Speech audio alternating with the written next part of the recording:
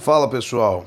Pessoal, essa é uma questão muito interessante, muito legal, porque é uma questão que vai me dar possibilidades de lembrar para vocês por que é e quando é que a gente decompõe uma força, ok? Então, o porquê e em que situação a gente precisa pegar uma força e decompor ela, ok? Então, o que está sendo mostrado aí é um pêndulo, ok? Um pêndulo de massa 3. Tá aqui, ó, 3 quilogramas, né? Desprezando, obviamente, a massa do fio, vamos tratar o fio como sendo ideal.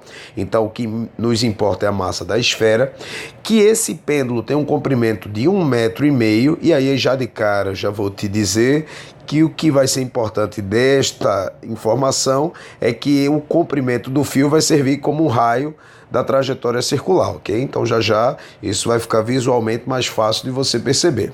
A questão nos dá aí, olha, um ângulo de 53 graus formado exatamente entre o pêndulo, entre o comprimento do pêndulo e entre a direção vertical, ok? Então o ângulo de 53 graus, que aí você não precisa se preocupar, por exemplo, com coisas do tipo, Diego, e quanto é o seno de 53 graus e o cosseno de 53 graus? Que de fato isso não é um ângulo daqueles que a gente chama de arcos simpáticos, né? Aqueles mais conhecidos, 30, 45, 60, então a gente não vai ter que se preocupar em decorar, tanto é que a questão nos informa quanto vale o seno de 53, vale 0,8 e o cosseno dá 0,6. E aí, veja lá, a questão está dizendo que exatamente neste momento que está sendo mostrado na figura, nesse ponto que chamou de ponto a velocidade do ponto A vale 2 metros por segundo e a pergunta da questão é quanto é a tração no fio neste momento em que a velocidade vale 2 metros por segundo, no momento em que o corpo está passando exatamente pelo ponto A.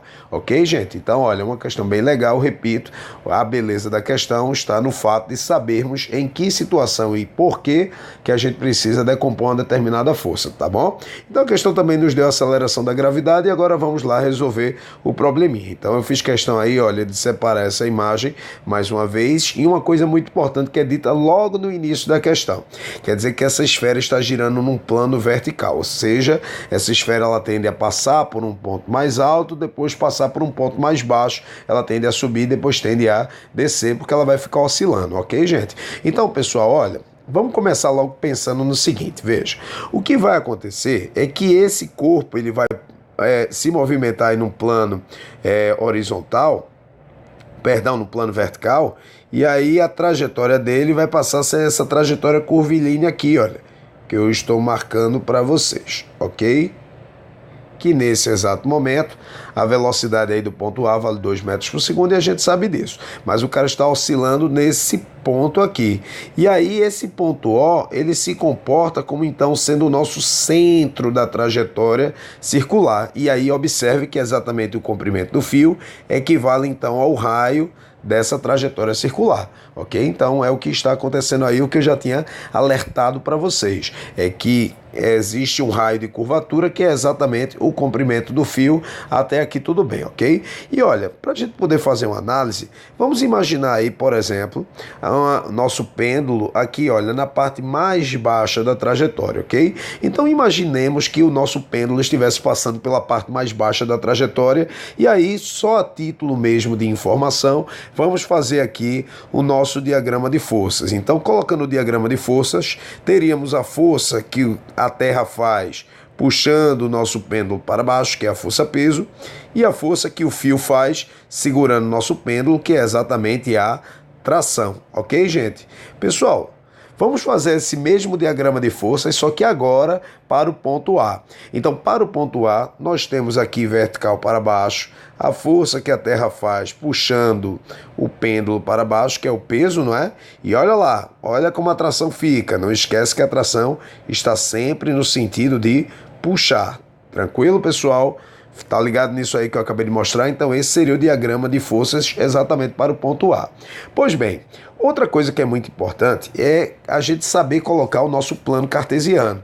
Como é que nós colocaríamos aí o eixo X e o eixo Y para sabermos se vamos precisar ou não decompor uma determinada força? Então, se você não entendeu o que eu falei, deixa eu te explicar. Então, pensando nessa parte mais baixa da trajetória, tá? E aí, só para a título mesmo de informação, eu vou chamar de ponto B, tranquilo? Já que esse ponto aqui de cima é o ponto A. Então, para que a gente possa colocar o nosso plano cartesiano, a gente tem que se ligar que a gente coloca o plano cartesiano sempre perpendicular à trajetória e sempre paralelo à trajetória. Como assim, Diego? Então, olha, o nosso plano cartesiano ficaria perpendicular à trajetória, olha lá, tá aqui marcado de roxo, e paralelo à trajetória, tangente à trajetória. Estaria aqui o nosso eixo Y, estaria aqui o nosso eixo X. Beleza, gente? Então veja, para essa situação do ponto B, será que a gente precisaria ter que decompor a tração ou peso? Para essa situação do ponto B, será que a gente teria a necessidade de decompor essas forças? A resposta é não. Por que não? Porque observe que a tração está em cima do eixo Y e o peso também está em cima do eixo Y, ou seja, os dois estão em cima de um eixo cartesiano. Por conta disso, a gente não vai precisar decompor nem a tração nem o peso para o ponto mais baixo da trajetória. Porém, a questão não quer que a gente trabalhe com o ponto mais baixo. A questão quer que a gente trabalhe com esse ponto que foi chamado de ponto A. E aí, como é que ficaria o eixo Y e o eixo X para esse caso? Então, olha, lembre-se que o eixo Y ele tem que ser perpendicular à trajetória. Deixa eu dar uma melhoradinha aqui. Tem que ser perpendicular à trajetória. Então, estaria aqui assim, olha, o nosso eixo Y, ok, gente? E o nosso eixo X tem que ser paralelo à trajetória, se preferir tangente à trajetória, também pode ser dito assim, ok? E aí agora, será que a gente precisa decompor alguma dessas duas forças, ou a tração ou o peso? E aí vamos olhar, observe que a tração está exatamente em cima do eixo Y, sendo assim eu não preciso decompor a tração, porque ela pertence a um eixo cartesiano. Mas observe, pessoal, que a força-peso, ela nem está em cima do eixo Y, nem está em cima do eixo X, o que quer dizer que nós vamos ter que decompor a força-peso. A gente vai ter que pegar a força-peso e colocar uma componente, olha, uma componente que seja perpendicular à trajetória e uma componente que seja paralela à trajetória. E aí, por conta do plano cartesiano, observe, nós teríamos o PY e o PX. Então você entendeu aí por que a gente teve que decompor? A gente teve que decompor porque, no caso, a força-peso, ela nem estava em cima do eixo X, nem estava em cima do eixo Y. E aí vale a pena lembrar para vocês, por exemplo, quando a gente trabalhou lá plano inclinado, quando a gente faz questõezinhas associadas a esse tema, olha, se você tiver um plano inclinado e um corpo em cima desse plano inclinado, por que a gente decompõe a força-peso? Olha, primeira coisa é o seguinte, qual seria o diagrama de força? Seria vertical para baixo a força-peso, e aí perpendicular à superfície a força normal, ok, gente? E como é que ficaria o nosso eixo XY para esse caso? O nosso eixo XY para esse caso vai ficar dessa forma, olha, sempre perpendicular, a gente traceja o eixo Y perpendicular ao plano, então estaria aqui o eixo Y, e o eixo X paralelo ao plano.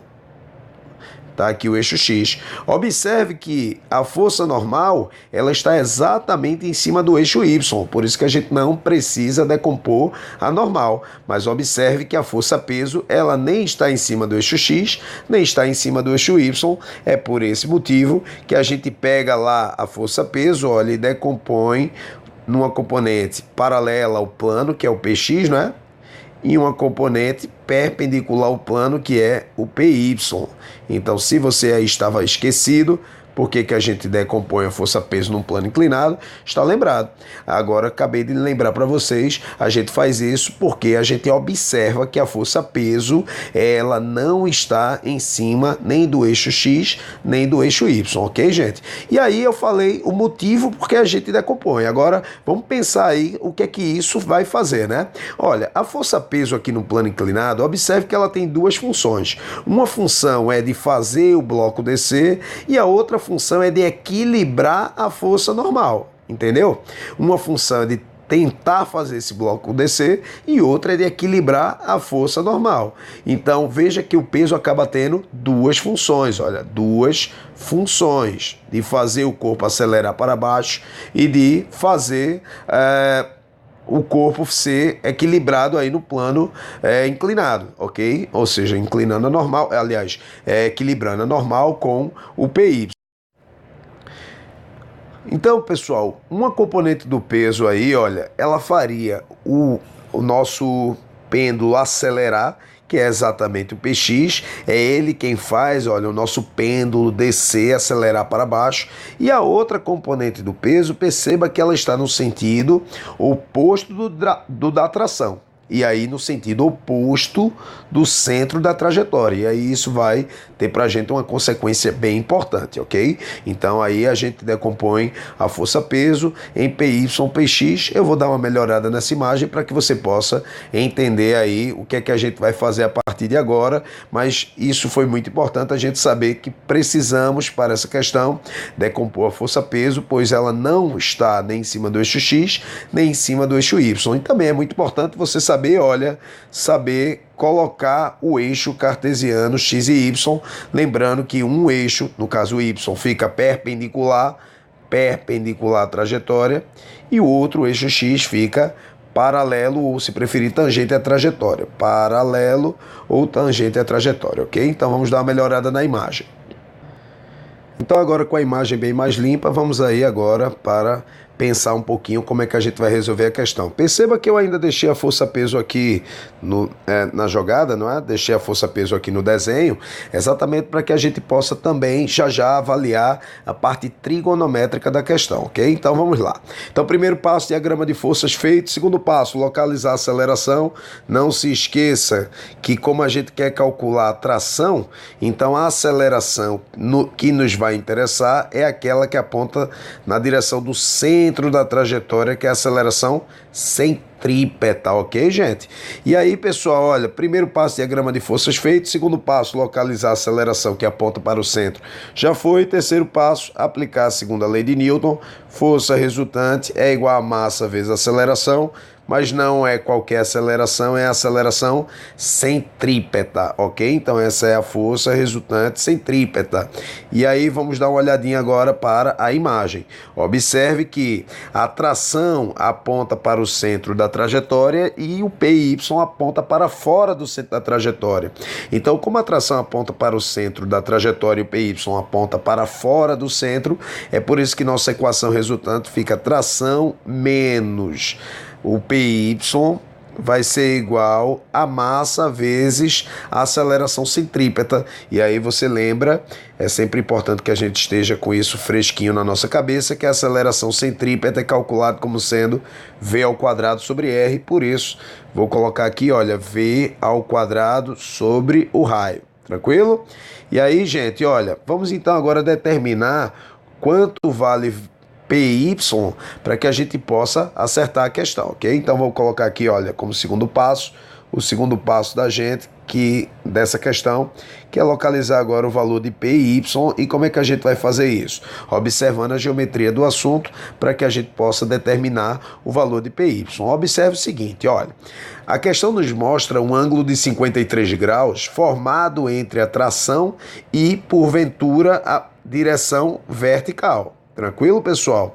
E esse ângulo de 53 graus, então ele vai aparecer exatamente aqui, olha. Aqui também vai ser 53 graus. A explicação é bem matemática, tá certo, gente? E lembra que é por esse motivo que eu deixei a força-peso, ó. Então, veja, a força-peso está assim, não é? Na vertical para baixo. E nós temos aqui, olha, essa linha pontilhada vertical também, olha.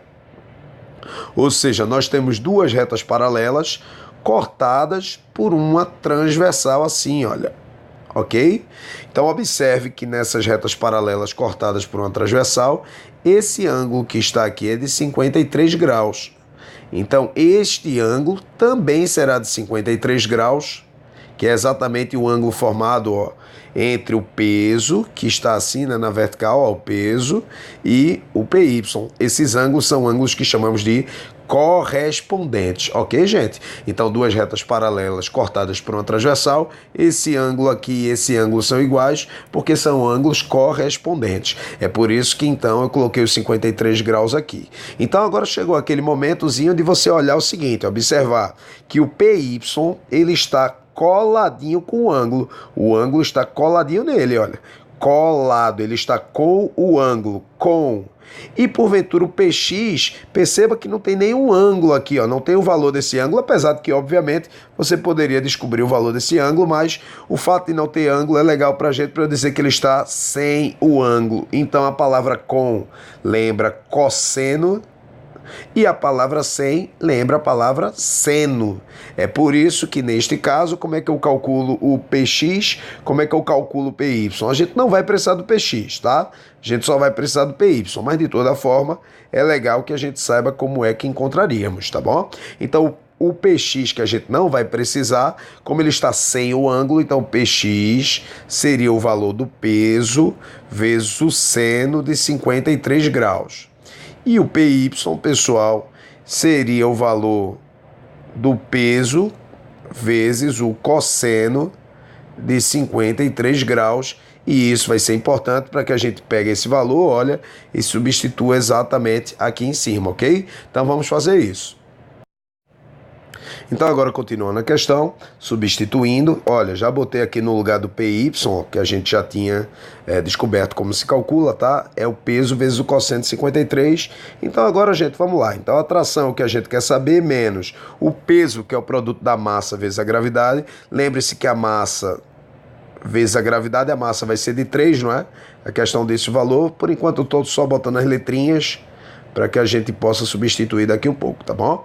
mv quadrado sobre o raio. E aí, substituindo, vai ficar tração menos 3 vezes 10, vezes o cosseno de 53, que é 0,6, que a questão nos dá, o valor, é igual a massa, que é 3, vezes a velocidade do corpo no ponto A, né? Vamos chamar de VA, então 2 ao quadrado, a questão também nos deu. E você lembra que o raio da trajetória é exatamente o comprimento do nosso fio, o comprimento L. E que esse comprimento do fio, a questão nos deu, foi de 1,5 m. E agora, substituindo, vai ficar aqui T menos 30, que esse produto aqui dá 30, não é? Vezes 0,6 vai ser igual a 18, vai ser igual a 3, que multiplica 2 ao quadrado, que é 4, sobre 1,5. Gente, 3 dividido por 1,5, se você simplifica, sobra 2 no numerador. 2 vezes 4 é igual a 8, então vai ficar T menos 18 é igual a 8. Então, no final das contas, passando o 18 para o outro lado da igualdade, nós temos, então, 8 mais 18, então a tração é igual a 26 newtons. Então perceba que não foi uma questão matematicamente difícil. O que eu chamo a sua atenção para essa questão é sobre a parte da decomposição da força, tanto quando a gente decompõe, como por que a gente teve que decompor, né? O porquê, porque a força-peso tem mais de uma função, tranquilo? Então, assim como lá em plano inclinado, vale a pena a gente fazer essa analogia, ok? Então, espero que você tenha gostado da resolução da questão. Um beijo muito forte no cérebro de vocês e até a próxima.